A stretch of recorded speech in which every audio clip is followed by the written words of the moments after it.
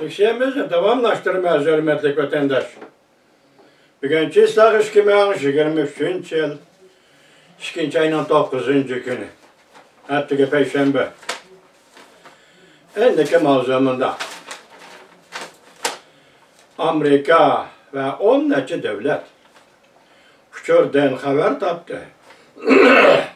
Cungo'nun casusluk şari 5 kıtada nurgulluğun devletlerinin ilgili hukuka tecavüz kıldı.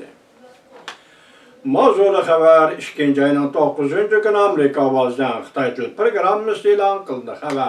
Bundan başlandı. Amerika Qo'shma Shtatlar Davlat Mahkemasi Amerika mundaq ko'rsatdi.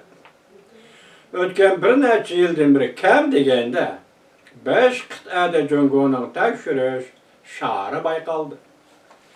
Washington ittifoqdoshlar bilan munosabatni izchil saqlab keldi. Bu harakat to'g'risidagi uchurlardan o'zaro xabar topishdi. Biz allaqachon Washington ve bizden chet ellarda turishliq bosh elchixonalarimiz orqali yuqorqi 10 necha davlat ve biz tekshirish shari to'g'risidagi uchurlardan xabar topdik. Tekshirish shari deganda Jungoning yanaligi jasuslik shari xabar topdik. Bizden bunday qilishimiz chunki Jungoning bu planiga nisbatan aytganda Amerika birdan-bir nishon emas.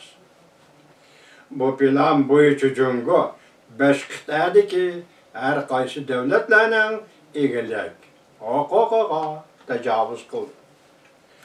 Amerika Qo'shma Shtatlar Davlat ishlar katibi Antony Blinken haftaning 3. kuni, ya'ni 2. ayning 8. kuni Davlat Mahkemasi NATO'nun baş katibi Jens Stoltenberg bilan birlikte muxbirlarni kutib olish yig'ini o'tkazganda yuqoridagi fikr bayon qildi.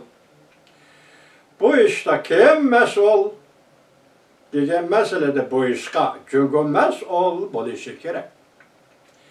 Bir qatlamdan aytganda bu ishga josuslik shari ishiga kim konkret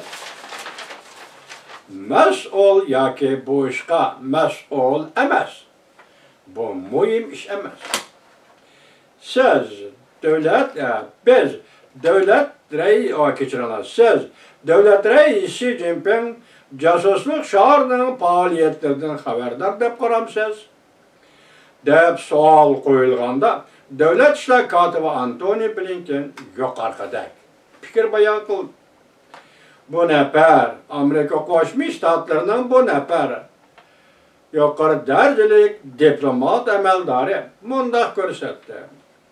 Washington jasuslik sharining parcha-parotlarini dengizdan suzib elish jarayonidagi har bir soatda texnik ko'p uchurlarga erishimiz.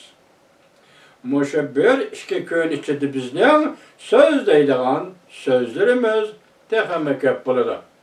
Diqqat vatandaşlar, oldimizdagi mushu 1-2 kun ichida bizning so'zlaydigan so'zlarimiz texnik ko'p bo'ladi deydi Amerika Qo'shma Shtatlari Davlat ishlar katibi Antony Blinken.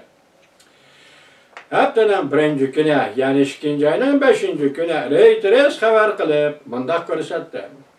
Amerika Qo'shma Shtatlarining muavin davlat ishlar katibi Wendy Sherman 40 davlat elchixonasining 150 nafar diplomatiga ahvol tushundirdi. Jungo jasuslik sharining faoliyatlarini anglatdi.